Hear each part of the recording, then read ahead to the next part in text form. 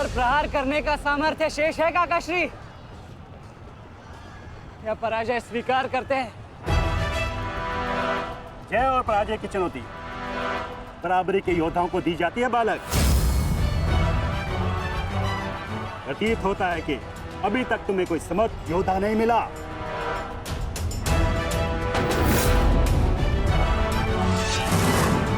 मैं शब्दों के बाण नहीं चलाता नानाश्री। अच्छा, तो युद्ध करो या समर्पण करो।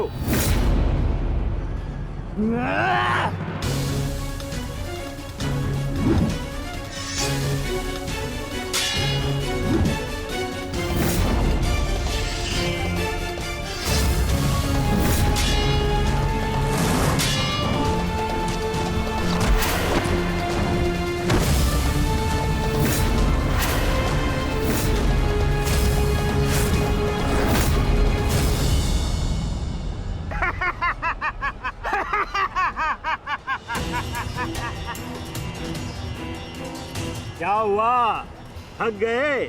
अरे ये उस मूर्ख विराट पुत्र उत्तर की संगति का प्रभाव है। ये उसे भी यही लग रहा था कि मेरे समक्ष वो कुछ कर दिखाएगा, और मूर्ख मृत्यु को प्राप्त हो गया। मृत्यु को चींटी की भांति इन्हीं हाथों से मसल दिया मैंने उसे। पीछे हट जाओ अभिमन्यु, अन्यथा उत्तर से कहीं पीड़ादायक मृत्यु मिलेगी। मृत्यु। तो ये समझिए कि आज उत्तर का प्रतिशोध पूर्ण होगा।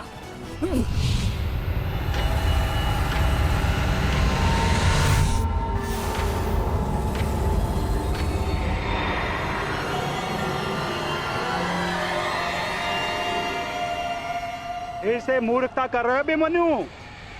मेरी शक्तियों के बारे में ज्ञात नहीं है। शत्रु का क्रोध मुझे और बलशाली बनाता है। बलशाली।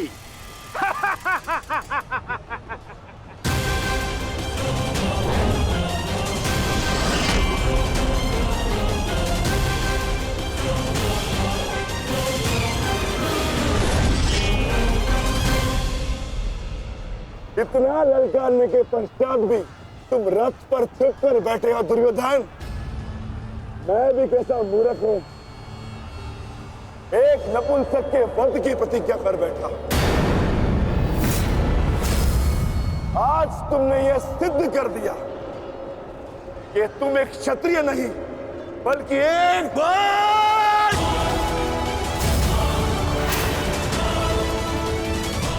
बहुत हो गया। सावधान। क्रोध से भरे कुमार भीम अब युवराज दुर्योधन की ओर बढ़ रहे हैं महाराज। मेरा दुर्योधन किसी संकट में तो नहीं ना? कहीं ऐसा तो नहीं कि भीम युद्ध के दूसरे दिन ही पांडव पक्ष को जय श्री दिलवा दे?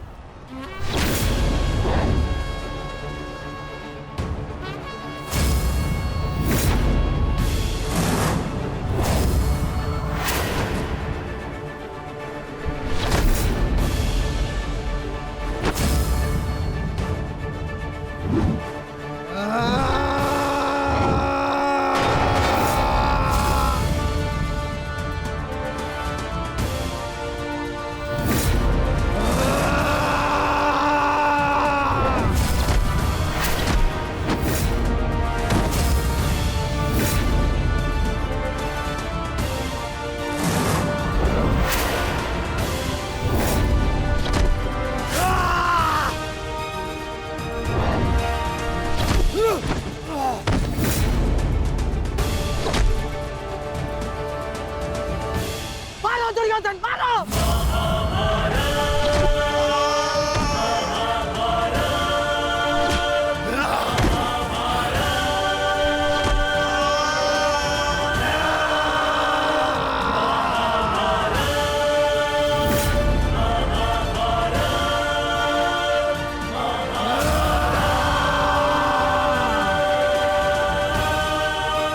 क्या हुआ गदाधारी भीम, अब दिखाओ तुम्हारा पौरुषत्व। या कहो तो हस्तिनापुर की स्त्रियों से आभूषण लाके तुम्हें पहना दूं? क्या हुआ? युद्ध बातों से नहीं, बल से जीता जाता है। यदि इस बैल जैसे शरीर में जरा सा भी साहस बचा है, क्रोध और प्रहार कर मुझ पर। अरे ये क्या पहचानेगा अपनी शक्ति को? इसे कैसे मैंने वस्त्र और आभूषण रहित करके उन हाथों के मत्थे बिठा दिया था मैंने।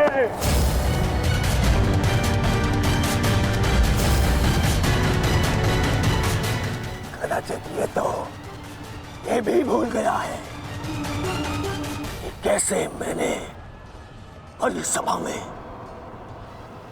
उस दासी द्रौपदी को उसका उचित स्थान दिखाया था।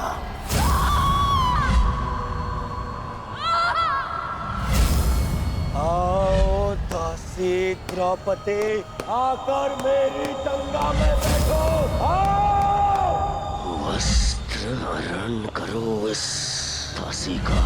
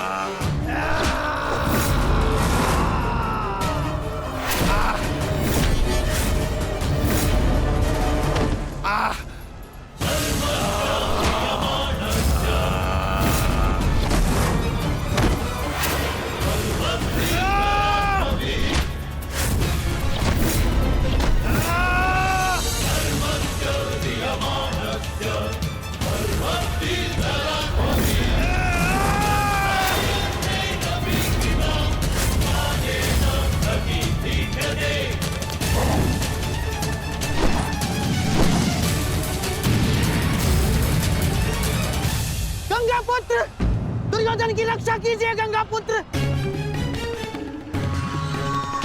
महामहिम, ये क्या कर रहे हैं आप? अपने वचन को पूर्ण कीजिए। आज यदि आपने भीम का वध नहीं किया तो हस्तिनापुर का युवराज घर नहीं लौटेगा। महामहिम, भीम, रुक जाओ, दूर हो जाओ दुर्योधन से, अन्यथा मुझे तुम्हारा वध करना होगा।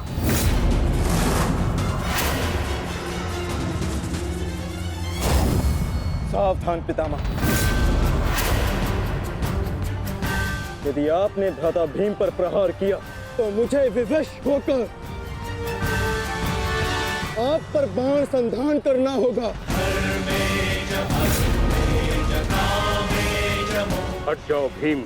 क्षमा चाहता हूं पितामह, आप अपना वचन पूर्ण कर रहे हैं तो मुझे भी अपनी प्रतिज्ञा का मान रखना है। आज मैं इस दुर्योधन का वध तो करके ही रहूंगा, चाहे इसके लिए मुझे स्वयं के प्राण क्यों न गंवाने पड़े।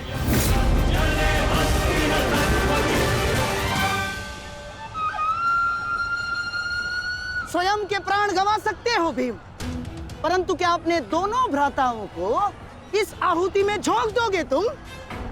तुम्हारी इस भूल का फल नकुल और सहदेव को भुगतना होगा भीम। जरा देखो उधर।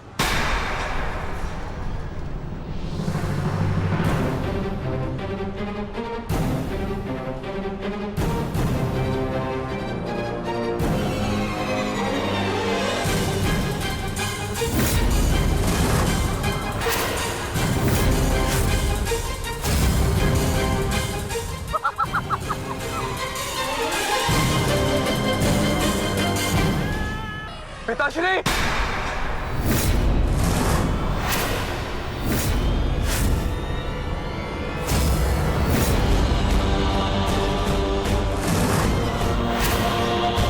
शस्त्र को नीचे करिए द्रोण, अन्यथा सदैव के लिए पुत्र से हाथ खो बैठोगे।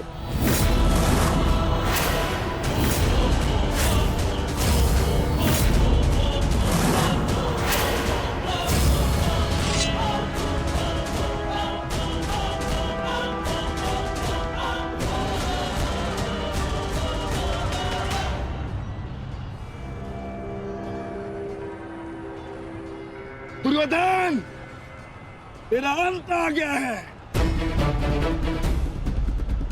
तुम्हारे पास दो विकल्प शेष है दुर्योधन। या तो देश युधिष्ठिर के समक्ष आत्मसमर्पण करो, अपनी सेना को पीछे हटने का आदेश दो, या फिर अपने प्राण यमराज को समर्पित करो।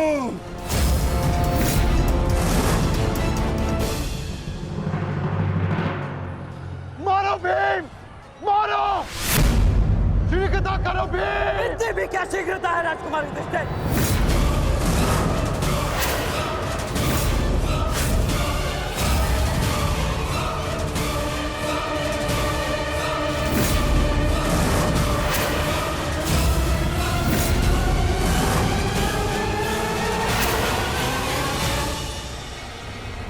दो विकल्प शेष है दुर्योधन।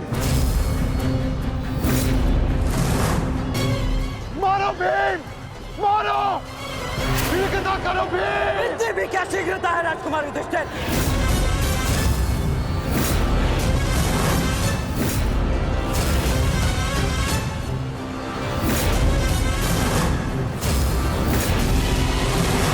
पीछे हट जाइए विकोदर भीम, अन्यथा मूल्य अपने ज्येष्ठा के प्राण देकर चुकाने होंगे। नहीं भीम, नहीं! मेरी चिंता मत करो, अपना वचन पूर्ण करो। ऐसा अवसर दोबारा नहीं मिलेगा अनुज। वध करो इस दुर्योधन का। पांचाली के अपमान का प्रतिशोध लो भीम। मारो इस दुर्योधन को। एक बात बुरा सोच लीजिए, अवसर दोबारा मिल सकता है, परंतु देश के प्राण दोबारा नहीं लौटेंगे। मारो भीम, मारो!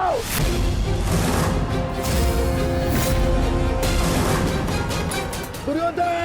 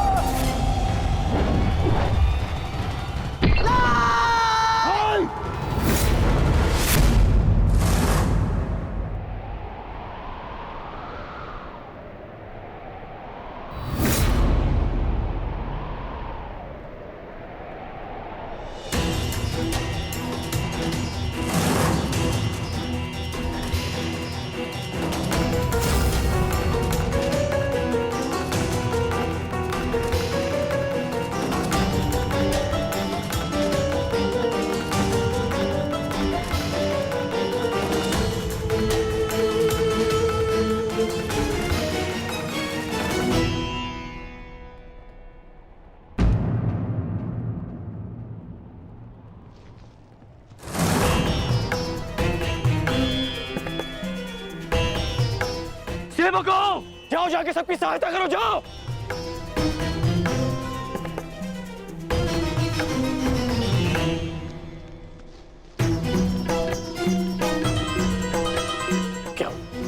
क्या हुआ?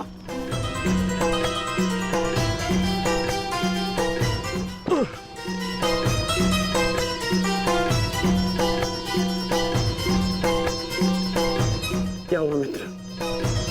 आज हम ये युद्ध हारने ही वाले थे मित्र। उस भीम ने मेरा वध कर ही दिया था, परंतु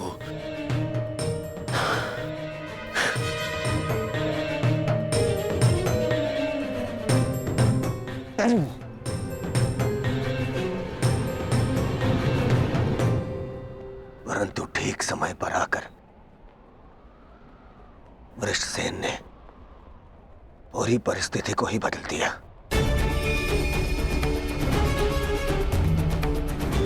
वीर वृषसेन ने आज न केवल मेरे प्राणों की रक्षा की,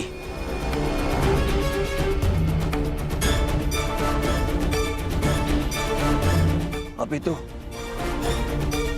कौरव सेना को एक लज्जाजनक हार से भी बचाया।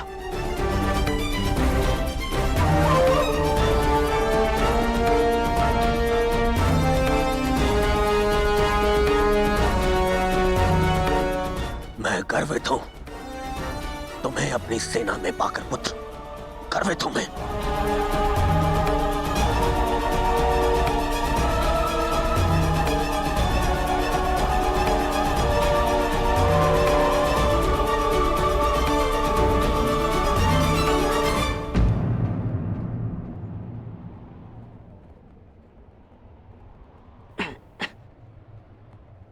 आप फिर से मेरे घाव देख रहे हैं ना पिताश्री,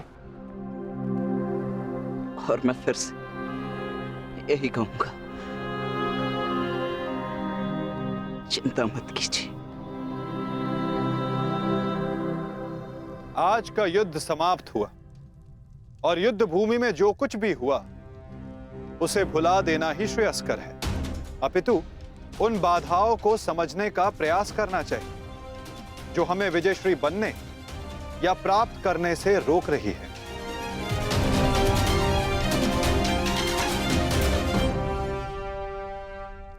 सबसे बड़ी बाधा तो वो कर्ण का पुत्र वृषसेन है। आज दूसरे दिन भी उसने दुर्योधन का अंत होने से बचा लिया। दुर्योधन के वध होने के पश्चात वृषसेन को अपने मार्ग से हटाना अति आवश्यक है। कुछ नहीं होगा आपके पुत्र को, और आपका पुत्र आपके मित्र को भी कुछ नहीं होने देगा।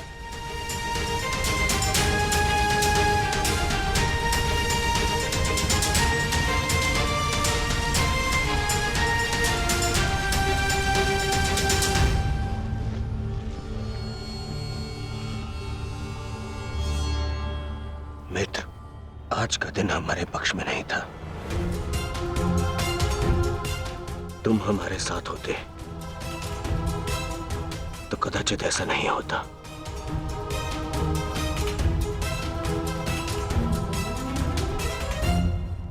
आज युद्ध भूमि में कौरव केवल धर्मराज युधिष्ठिर का वध करने का प्रयत्न करते रहे,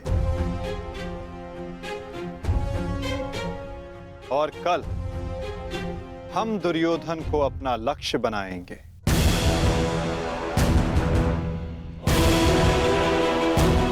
क्योंकि दुर्योधन के अंत के साथ कौरवों की पराजय भी निश्चित है।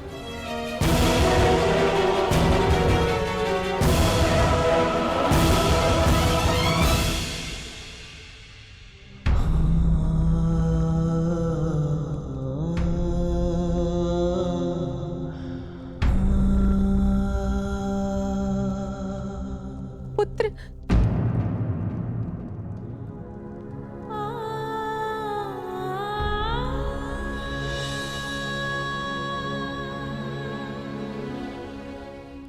क्या दशा बना दी है इस युद्ध ने तुम्हारी। अरे माता, आप कब आई? माता हूं।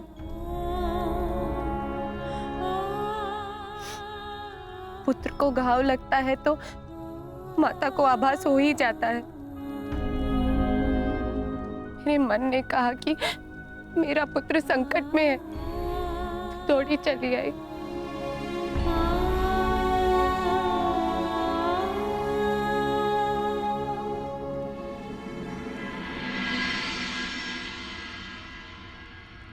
परंतु आप भी तो इसके पिता हैं। क्या अपने पुत्र की इस दशा को देखकर तनिक भी दया नहीं आती? अपने पुत्र के जीवन के लिए आपको कोई मोह नहीं? मैंने निश्चित कर लिया है, तुम कल युद्ध में नहीं जाओगे।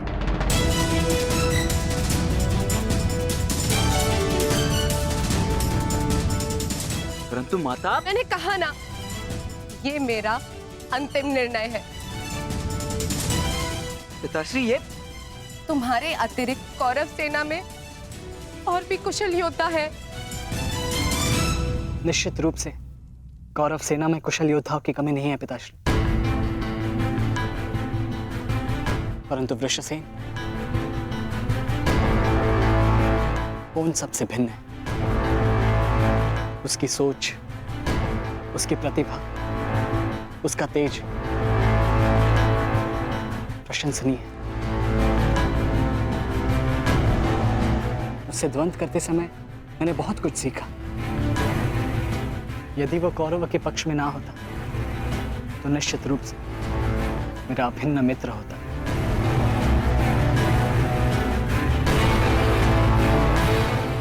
परंतु समझ में नहीं आता कि उसमें इतना तेज आया कहां से।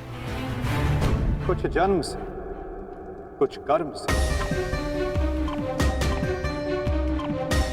वो अंगराज कर्ण का पुत्र है, जिसके मन में मृत्यु का भय नहीं, अपने कर्तव्य की ओर पूर्ण आत्मसमर्पण है। उस पर तेज स्वतः ही आ जाता है अभिमन्यु।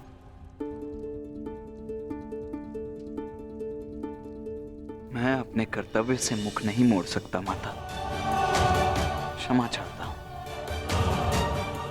आप मुझसे मेरे प्राण भी मांगेंगी तो मैं अभी अपना शीश काटकर आपके चरणों में रख दूंगा, परंतु मैं अपने वचन से विमुक्त नहीं हो सकता माता। मैं वचनबद्ध हूं। मैं युद्ध में पराजित होकर लौटने वाला नहीं, या तो मैं विजयी होकर कंधों पर बैठकर आऊंगा, या वीर गति को प्राप्त करके कंधों पर लेटकर।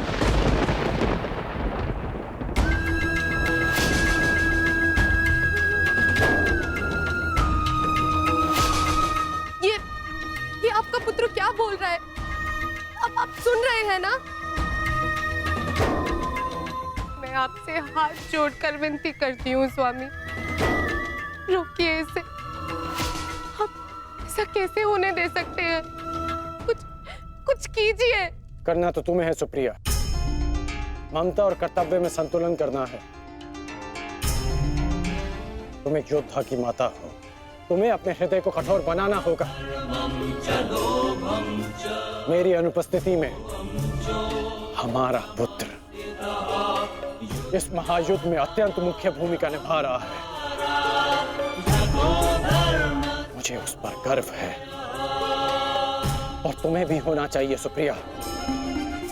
युद्ध में पीछे हट जाने वाले वृषसेन का पिता होने से अधिक युद्ध में बलिदान दे देने वाले वृषसेन का पिता होना अधिक श्रेष्ठकर समझता हूं।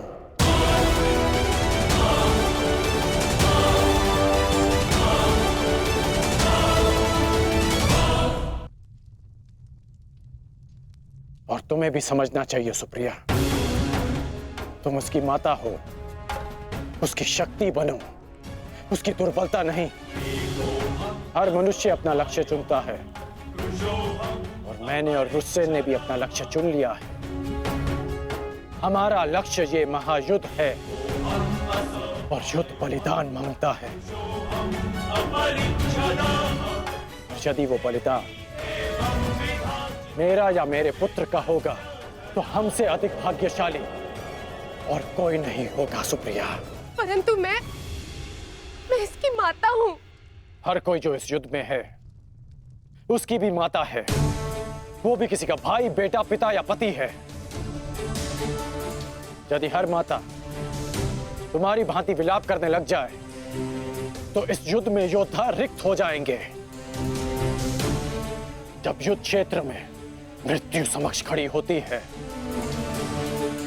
तो योद्धा पुकारता है, हे मृत्यु, तैयार यदि तू आने को, प्रसन्न मुख आ, द्वार खुला है, तेरा स्वागत, प्रसन्न मुख आ।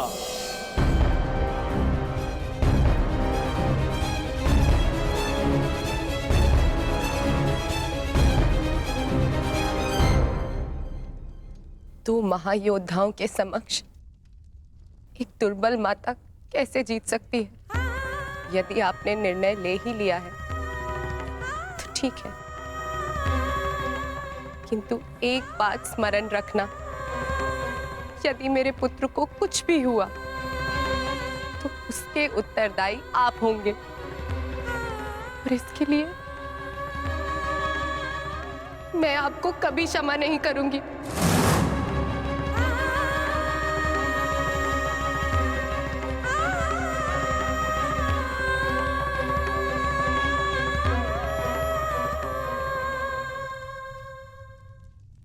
आज युद्ध भूमि में पांडवों का प्रयास था कि दुर्योधन पर वश पालें। कल भी कदाचित उनका यही प्रयास होगा। इस कारणवश हमें सज्ज रहने की आवश्यकता है।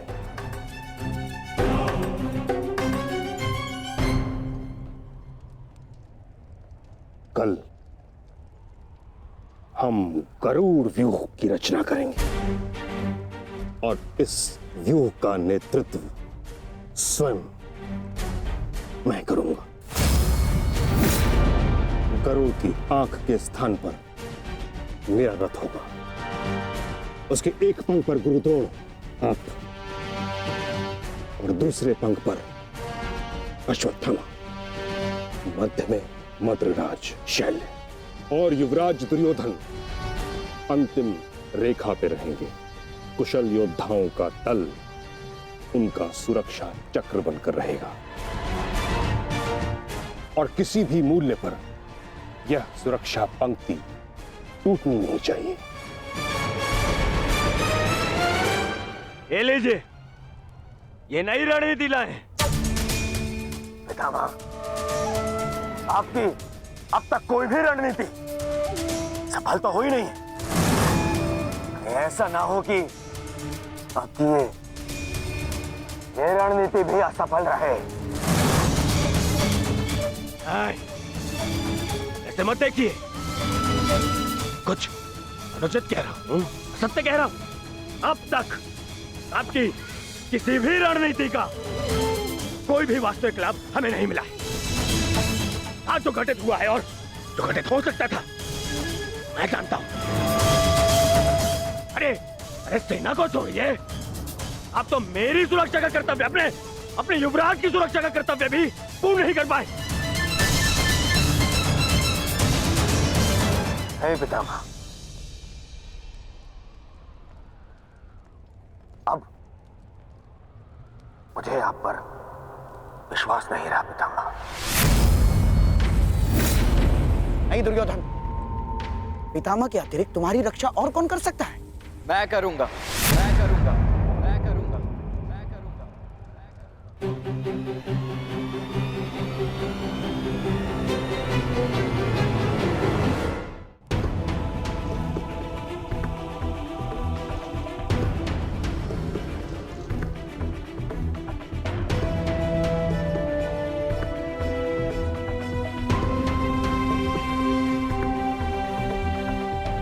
मैं मानता हूं मैं महामहिम के समक्ष कुछ भी नहीं, और मैं हृदय से उनका सम्मान भी करता हूं।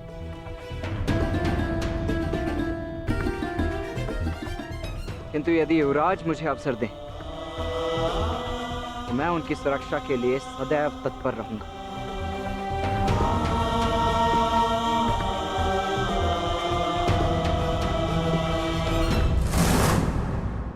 आपका क्या मत है वासुदेव?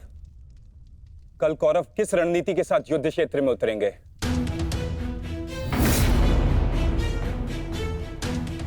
उनकी व्यूह रचना क्या होगी? व्यूह रचना चाहे जो भी हो, किंतु आज जो रणभूमि में हुआ उसके पश्चात यह निश्चित है कि दुर्योधन की रक्षा हेतु वे उसे सेना की अंतिम रेखा में ही रखेंगे, क्योंकि वो जानते कि दुर्योधन ही हमारा लक्ष्य है।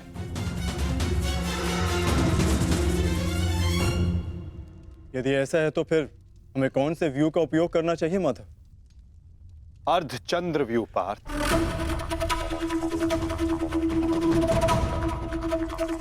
उसी व्यू के कारण हम दुर्योधन को रणभूमि की ओर ला पाएंगे।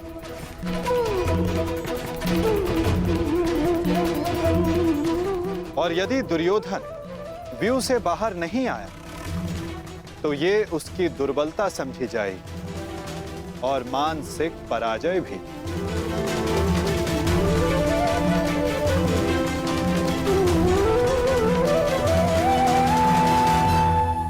कल दुर्योधन की रक्षा कोई नहीं कर पाएगा, वो चाहे आचार्य द्रोण हो या पितामह अश्वत्थामा हो या दुशासन या फिर वृक्षसेन। कल जो भी योद्धा मेरे और दुर्योधन के मध्य आएगा वो या तो रणभूमि छोड़ेगा या फिर ये संसार। मेरे पिताश्री आप पर पूर्ण विश्वास करते हैं युवराज, और मैं अपने पिताश्री की ओर से आपको यह वचन देता हूं कि जब तक मेरे शरीर में अंतिम श्वास रहेगी तब तक मैं युद्ध भूमि में आपकी सुरक्षा के लिए प्रस्तुत रहूंगा।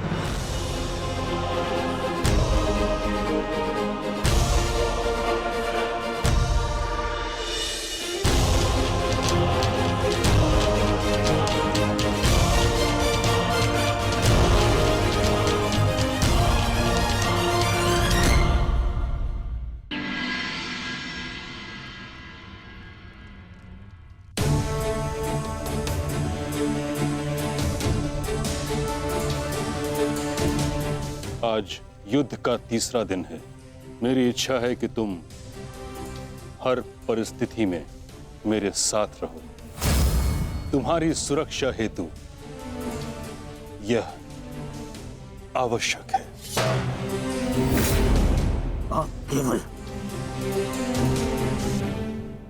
सेना के नेतृत्व के बारे में सोचिए।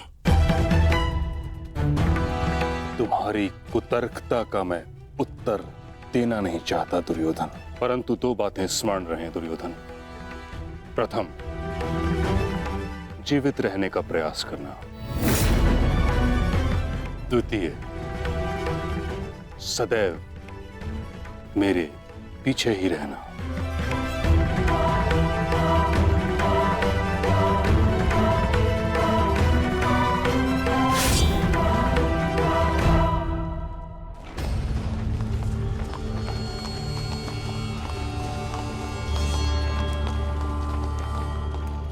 प्रणिपात पिताश्री। यशस्वी भव। मैं यहां तुम्हें यह बताने नहीं आया कि मन लगाकर युद्ध करना, क्योंकि वो तो तुम करोगे ही। मैं यहां तुम्हें एक सीख देने आया हूं।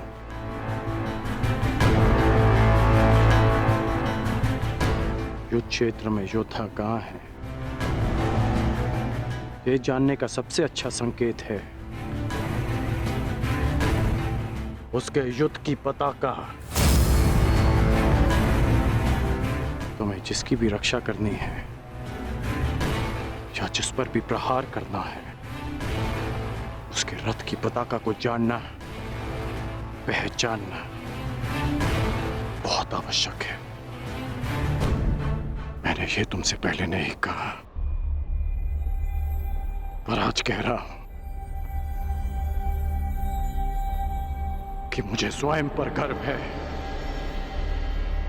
कि मैं तुम्हारा पिता हूं।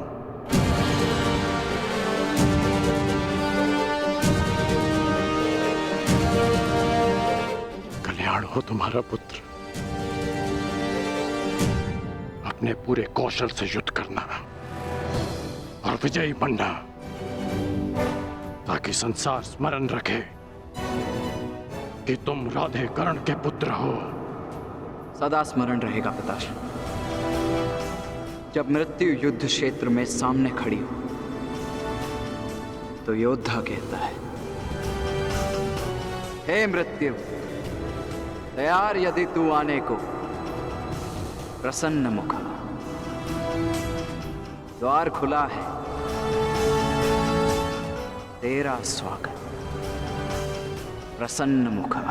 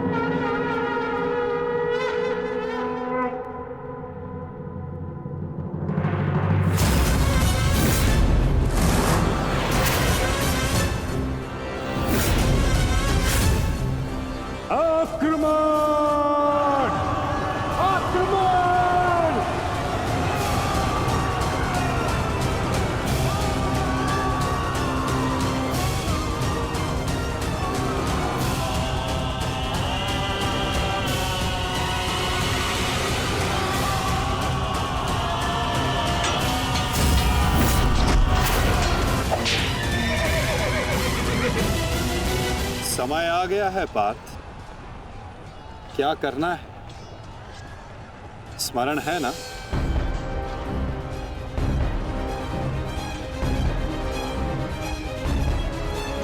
जी माधव। आज महामहिम भीष्म ने गरुड़ व्यूह का निर्माण किया है महाराज। किंतु पांडवों ने कौन सा व्यूह रचा है संजय? पांडवों ने अर्धचंद्र व्यूह की रचना की है महाराज। मूर्ख है युधिष्ठिर, कभी भी अर्धचंद्र व्यूह गरुड़ व्यूह को नहीं तोड़ सकता।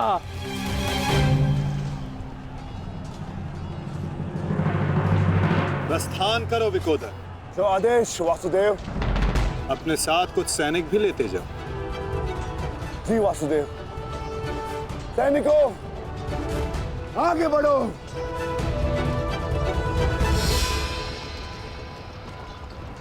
क्षमा चाहता हूं माता, किंतु भ्राता भीम दुर्योधन और उसकी सेना के लिए अकेले ही पर्याप्त है। तो फिर आपने उनके साथ सैनिक क्यों भेजे? जिस कार्य के लिए विकोदर जा रहे हैं, वहां शत्रु का ध्यान बटाने के लिए उन्हें सैनिकों की आवश्यकता अवश्य पड़ेगी। तुम समझ रहे हो ना पार्थ?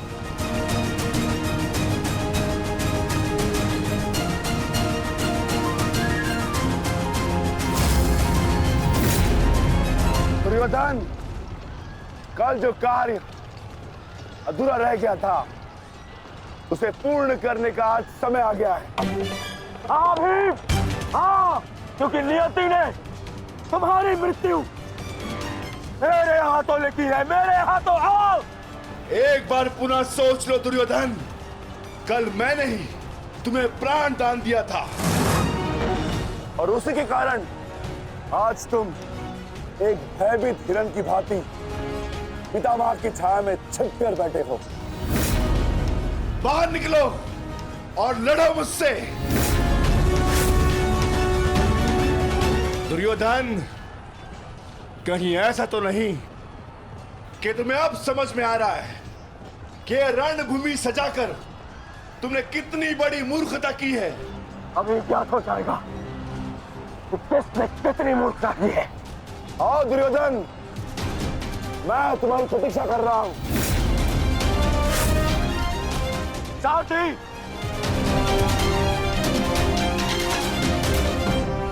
पांडवों ने अर्धचंद्र व्यूह बनाया है। यदि युवराज इसमें फंस गए ना तो उनकी सुरक्षा करना असंभव हो जाएगा। कुछ ना कुछ तो करना होगा महामहिम। हमें इन्हें रोकना होगा। ये महामहिम।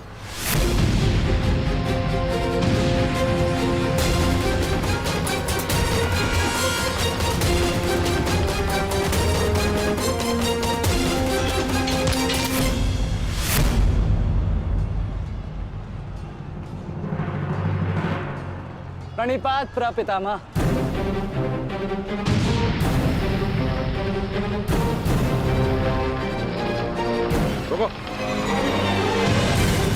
प्रणाम आचार्य। क्यों मेरे समक्ष आ जाते हो?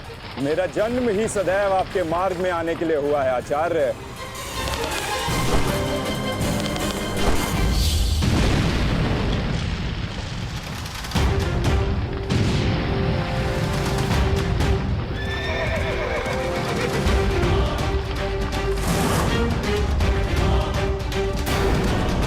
मुझे युवराज की सहायता के लिए जाना होगा।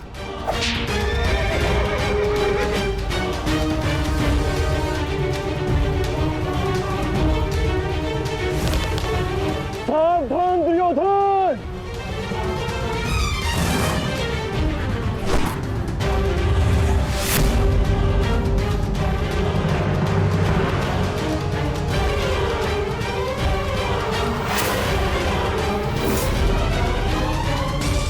चूक गए अर्जुन, अपना एक बाण व्यर्थ कर दिया तुमने। ना मेरा बाण अपना लक्ष्य चूकता है और ना मैं कोई बाण बिना लक्ष्य संधान करता हूं।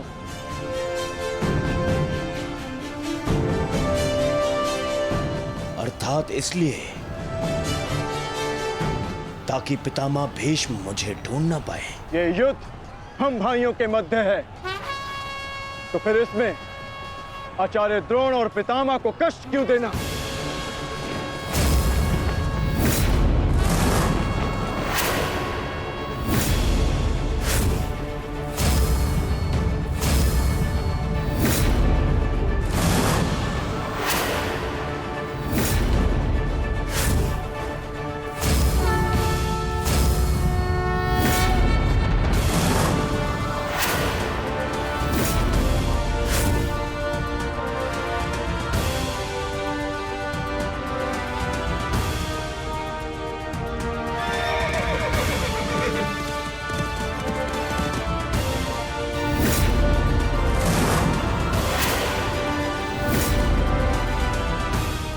क्षेत्र में योद्धा कहाँ है, ये जानने का सबसे अच्छा संकेत है उसके युद्ध की पताका।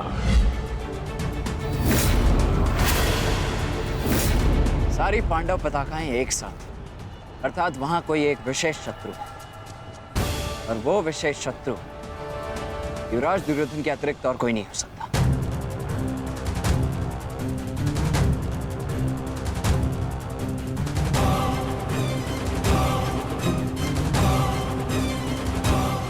अब समझा, जब बल से कार्य नहीं बना तो छल से मुझे बंदी बनाने की योजना बनाई है तुम पांडवों ने। हाँ?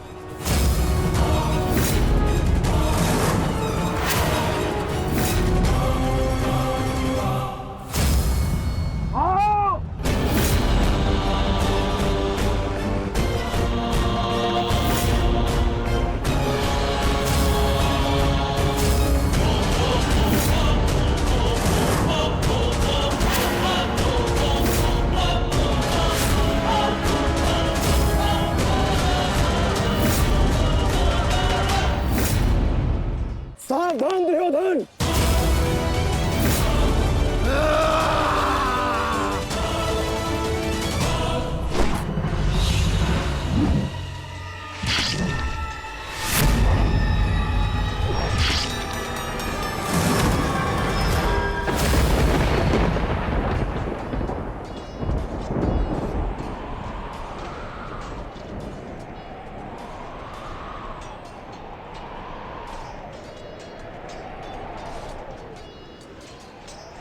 वृषसेन,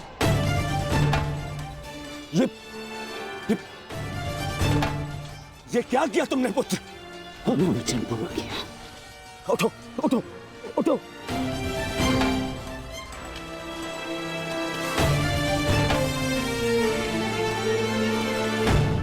ये मेरे और इन पांडवों के मध्य का युद्ध है, तुम्हारा नहीं।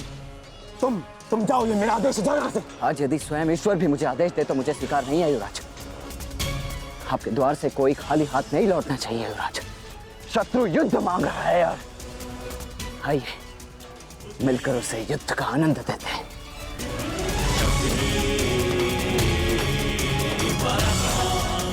हर हर महादेव, हर हर महादेव।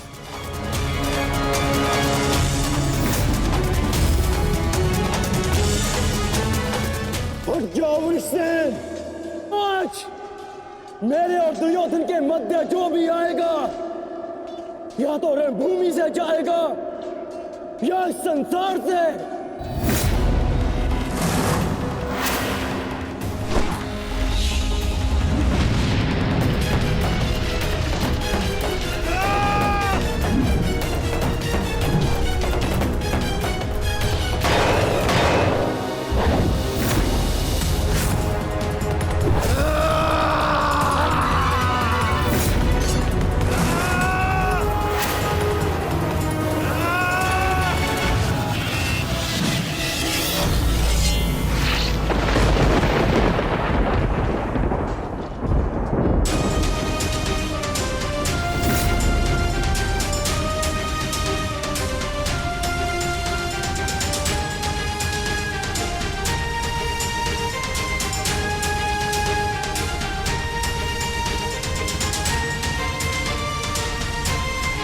वृषसेन, तुम ठीक तो हो पुत्र? हाँ, आप मेरी चिंता मत कीजिए युवराज, आप स्वयं। वृषसेन,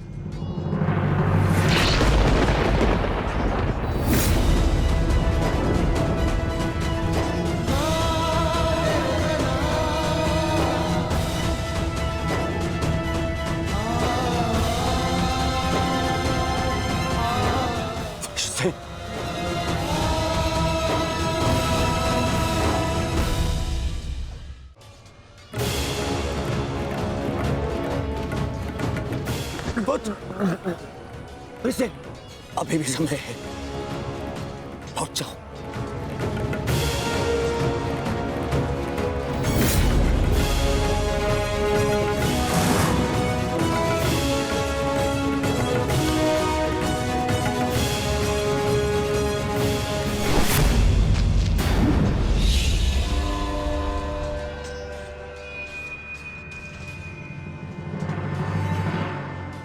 सूर्यास्त होने को है अर्जुन। संधान करो।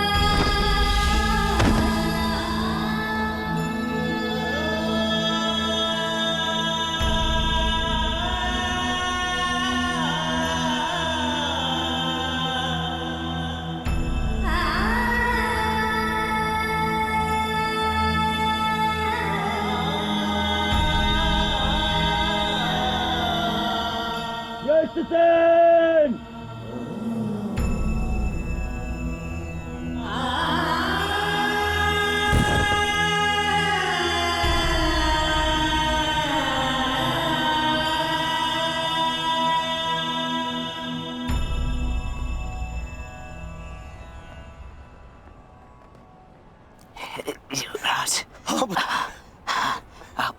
अब सुरक्षित तो है। हाँ पुत्र, मैं सुरक्षित हूँ। और तुम चिंता मत करना, मैं तुम्हें अभी वैद्य के पास में लेके जाऊंगा। तुम स्वस्थ हो जाओगे। आओ आओ।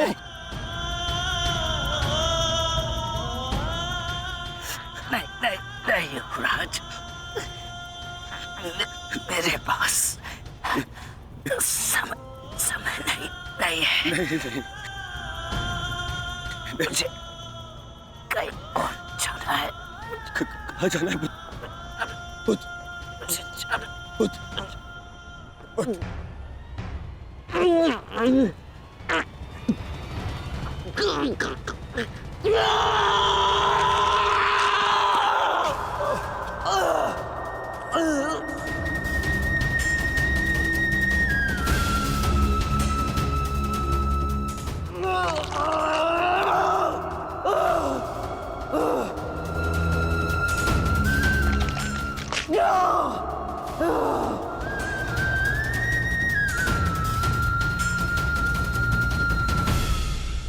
इस संसार से जाने से पूर्व मुझे उनसे मिलना है जिन्होंने मुझे इस संसार में आने का लक्ष्य समझाया।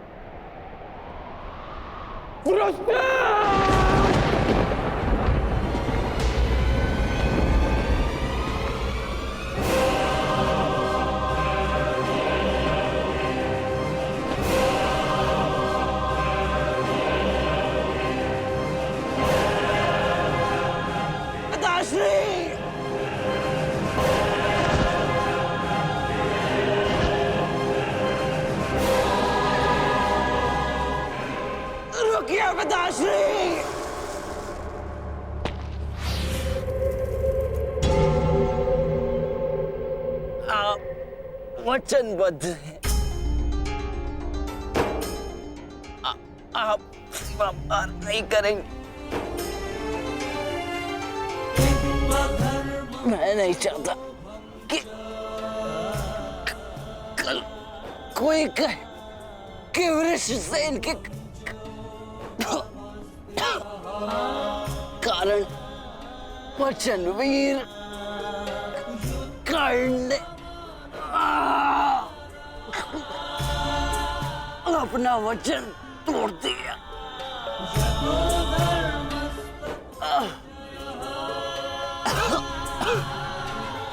आओ पुत्र, अपने पिता के पास आओ। हाँ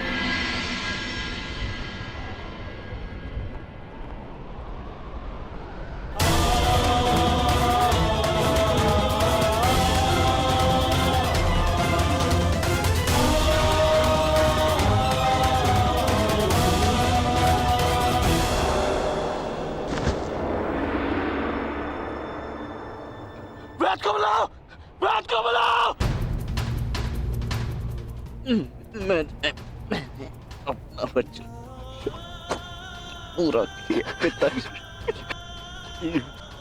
तुम्हें कुछ नहीं होगा, कुछ नहीं होगा तुम्हें। जब मृत्यु समक्ष खड़ी हो तुम तो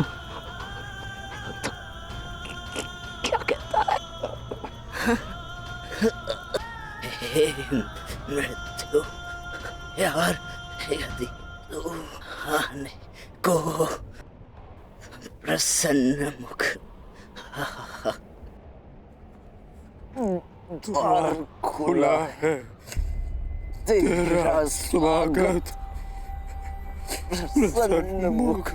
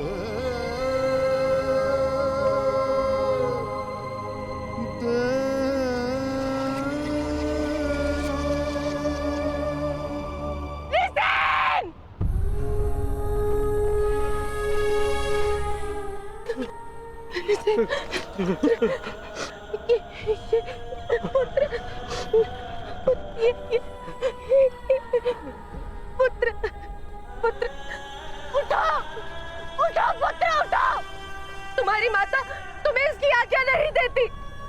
उठो उठो पुत्र उठो।